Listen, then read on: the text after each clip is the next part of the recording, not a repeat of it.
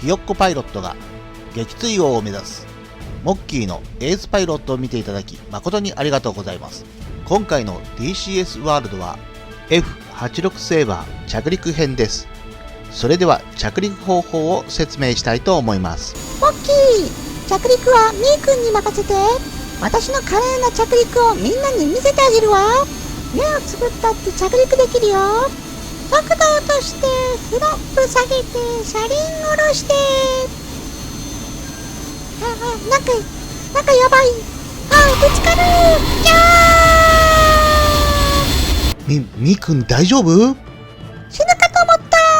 着陸って飛行技術の中でも難しい方なので、舐めて着陸をすると痛い目に遭うよ。もう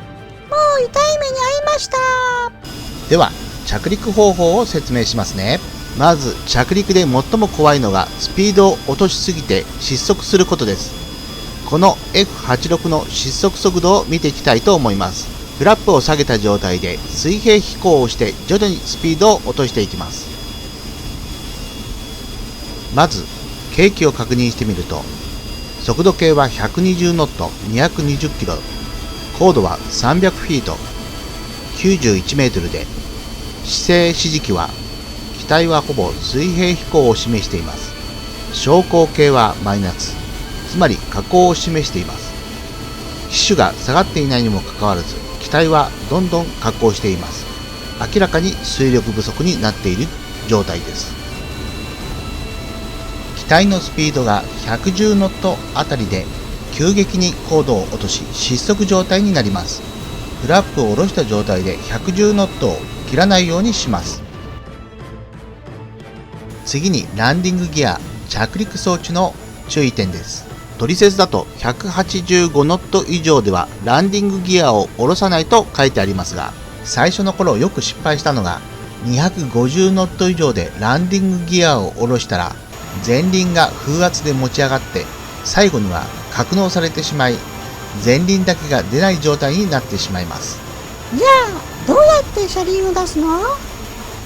いろいろ試したんですけど、その後前輪を下ろしたり全ての車輪を収納したりできなくなってしまったので、正直これのリカバリー方法は不明です。役に立たないやつ。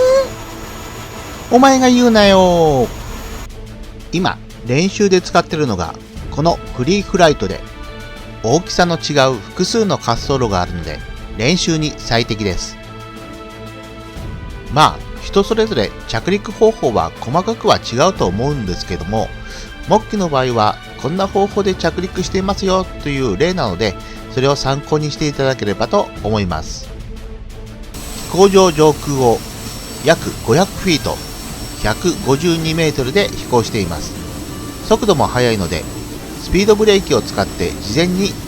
速度を落としていきます。スピードブレーキスイッチをダウンにしてスピードブレーキを展開させます。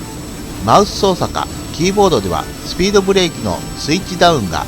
左オルトと左コントロールと B キー、スピードブレーキアップが左オルトと左シフトと B キー、フォータス X56 では各モード共通で H4 ボタンの十字キーの左右に割り当てています。飛行場ははるか下にあるけど、なんでこんなに高く飛んでるの？軍用機の着陸方法に飛行場の上空を360度旋回しながら着陸するというオーバーヘッドアプローチっていうのがあるんだよ。民間機だと空港まで遠くから直線飛行で徐々に高度と速度を落としながら行くんだけど、軍用機だとその間無防備になって仮に敵の攻撃にさらされた場合危険になるんで、旋回しながら高度と速度を落としていく方法なんだよ。高度500フィートからオーバーヘッドアプローチを開始しているけど、高度が高いとなかなか速度が落ちないし、逆に低いと旋回やクラップダウンの時の高度ロスをした時に最後のアプローチで高度が低すぎて滑走路が見えなくなったり、最悪滑走路手前で不時着なんてこともあるので、600フィートから500フィートの間でいつもオーバーヘッドアプローチを行っています。スロットルを絞りながら速度を落としていって、速度計に黄色い印がついている185ノットまで減速して、そこでフラップを一番下まで下げます。キーボードではフラップダウンは左シフトと F キーで、フォータス X56 では S1 モードの K1 アップに設定しています。フラップを下げると機種も下がり気味になるので、スティックを引いて高度が急激に下がるのを抑えます。同じようにランディングギアを下げて車輪を出します。キーボードではランディングギアダウンが左シフトと G キーで、フォータス X56 では S1 モードの TGL1 ダウンに設定しています。旋回しながら最終アプローチに向かいます。高度は滑走路までの距離にもよりますが、150フィートから200フィートで速度は150ノットを維持します。旋回中は水平飛行に比べて失速速度が上がってしまうので、先ほどの失速速度110ノット以上でも翼が傾いている状態では失速速度が上がってしまいます。こちらの表を見てもらうと、縦軸が待機速度、単位はノットです。横軸が機体の傾き方、ロール角度です。3本の線で引かれていますが、これは機体の重量を示していて、一番軽い13000ポンドを例に説明します。ロール角0、つまり水平飛行の時に失速速度が110ノット、ロール角30度で120ノット、ロール角60度では150ノットで失速します。つまり旋回しているときはスピードを落としすぎないようにして、最終アプローチで140ノットあたりにするのが一番良いと思われます。さて、目的の滑走路が迫ってきました。旋回が終了した時点で滑走路からの距離は 4.8 ノーティカルマイル、8900メートルで、速度130ノット、時速240キロ、高度120フィート、36メートルで、速度、高度ともに思いのほか低かったので、スロットルを調整して速度と高度があまり下がらないように注意しながらランディングに挑みます。スロットルを少し押し上げ、140ノットまで上げて滑走路に向かいます。着陸は滑走路に差し掛かったところで、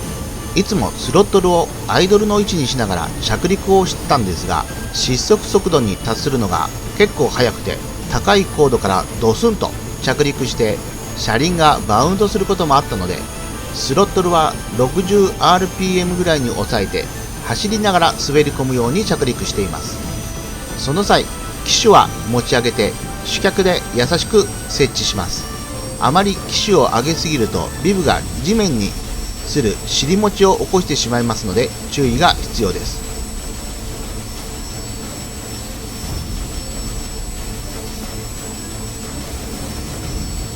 機体が左に流されたので、翼は傾けずラダーを使いながら方向を修正していきます。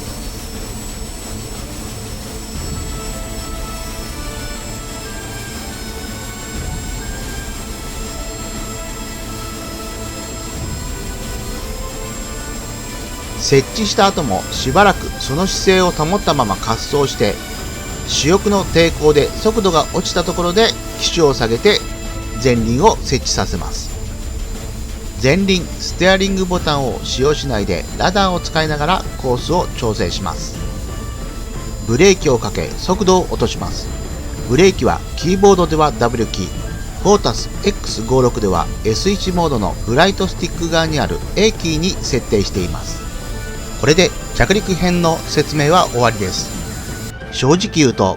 もう少し旋回し終わったらすぐ滑走路に降り立つと非常にかっこよく決まるんですけども、まあど素人のウォッキーの腕ではこれが限界だよね。次回はナイトフライトをお届けしたいと思います。この F86 シリーズ以外にも順次コンテンツを増やしていきますので、よかったらチャンネル登録をお願いします。みーくんが可愛いと思ったら高評価ボタンを押してね。じゃあ次回も頑張って作っていきますので、みんな見てねー。